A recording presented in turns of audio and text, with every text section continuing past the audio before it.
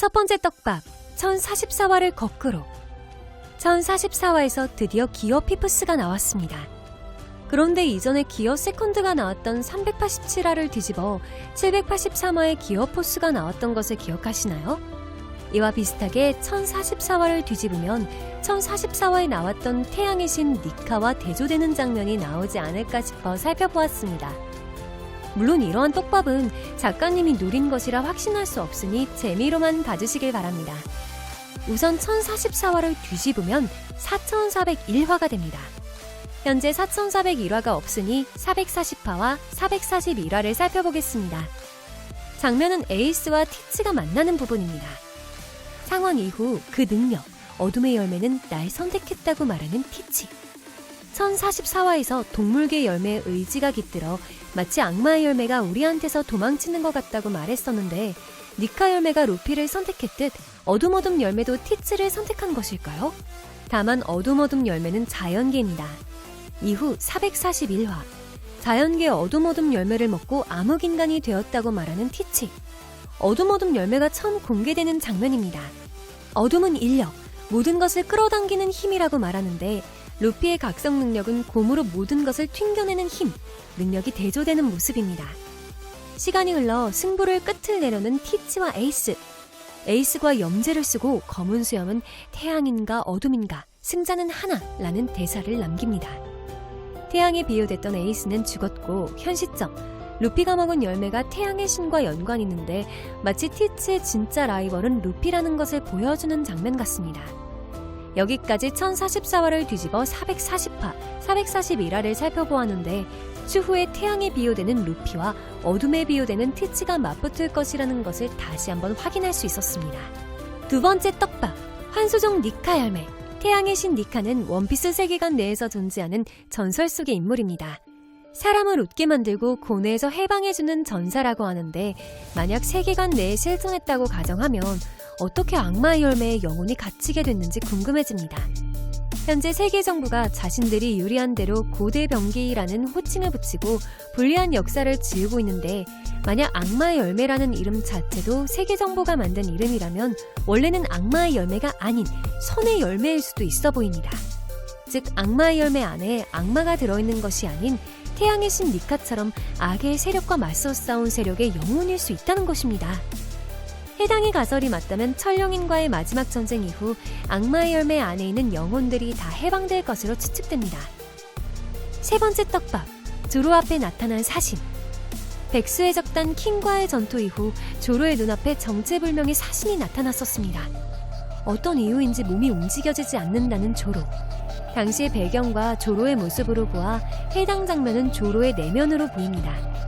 사신이 등장하기 직전 초파가 조로는 초회복을 쓰는 대신 나중에 몇 배의 데미지가 온다고 말하였습니다.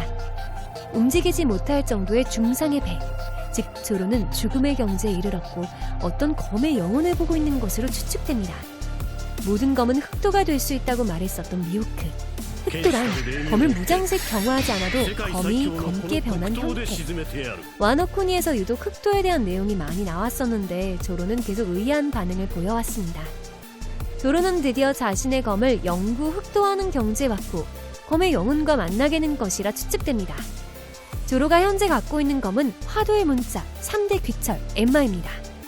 여기서 엠마는 소유한 기간이 짧고 화도의 문자와 3대 귀철 둘 중에 하나를 흑도하지 않을까 생각됩니다. 보통 검의 영혼은 검의 외형에 따르고 1038화에 나왔던 사신이 하얀 사신인 점으로 볼 때 검집이 하얀색인 화도의 문자가 가장 먼저 영구 흑도가 될 것으로 보입니다. 화도의 문자는 조로에게 있어서 가장 의미가 깊은 검이기도 합니다. 이전까지의 조로는 영구 흑도에 대한 이해가 부족하여 검의 영혼과 만나지 못했지만 화도의 문자를 오랫동안 다루고 영구 흑도에 대한 뜻을 스스로 깨우치고 나서야 검의 영혼을 보게 된 것으로 추측됩니다.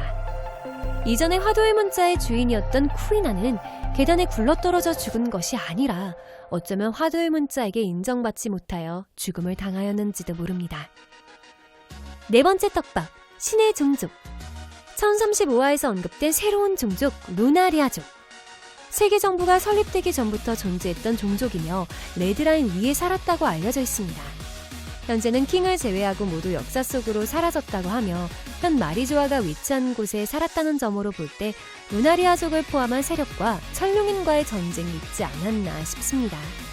루나리아족이 포함된 세력은 패배했고 천룡인과 세계 정부의 불리한 역사를 알고 있을 이 세력들은 모두 멸망당한 것으로 보입니다. 이 루나리아족의 특징은 자신의 몸을 끊임없이 발화하고 날개를 가진 특징에 참격에도 흠집나지 않는 말도 안 되는 내구력의 몸을 가지고 있습니다. 드레스로자 에피소드에서 디의 일족은 신의 천적이라고 불리는 떡밥이 있었는데 이와 관련된 일족이 루나리아족으로 보입니다. 신이라는 언급이 유난히 많았던 원피스 세계관. 신조차 막을 수 없고 신도 두렵지 않아 하는 게 밀짚모자 일행이라고 하는데요. 추후의 적은 루나리아족을 포함한 다른 신의 종족들과 연관이 있지 않을까 싶습니다. 그리고 최신화에서 루피가 먹은 열매가 태양의 신 니카라 불리는데 니카는 고무의 몸을 가진 일족과 불을 발화하는 루나리아족의 혼혈이 아닌가 하는 추측도 제기되고 있습니다. 태양의 신은 태양의 힘을 사용하는 것이 아니라 태양 같은 존재의 의미로 보여지지만 루피가 불의 힘을 사용하는 장면으로 볼 때 작은 불 정도는 발화할 수 있어 보입니다. 이로 인해 니카 또한 루나리아족이나 다른 신의 종족과 연관이 있을 수 있어 보입니다. 5번째 떡밥, 1000개의 화살. 이번 떡밥은 나무위키 실실 열매 각성기술란을 참고하였습니다. 애니 702화, 과거 어린 시절 도플라밍고. 천룡인이었다는 이유로 마을 시민들에게 붙잡혀 고문을 당하고 있었습니다. 화살 1000개를 꽂아버리자며 도플라밍고에게 화살을 쏘는 시민들. 그리고 애니 733화. 해당의 과거가 악몽처럼 기억에 남았는지 루피와 상대할 때 1000개의 화살이라는 기술을 사용합니다. 도플라밍고가 고문받았을 때 시민에게 들었던 화살의 개수와 동일합니다. 루피는 피하지 못하고 도플라밍고가 겪었던 고통을 똑같이 받습니다. 당시 도플라밍고와 똑같이 벽에 박힌 채 똑같은 자세를 취하게 되는 루피. 도플라밍고는 악당이지만 그가 겪었던 과거의 고통이 얼마나 끔찍했는지 루피도 알 수 있게 되었습니다.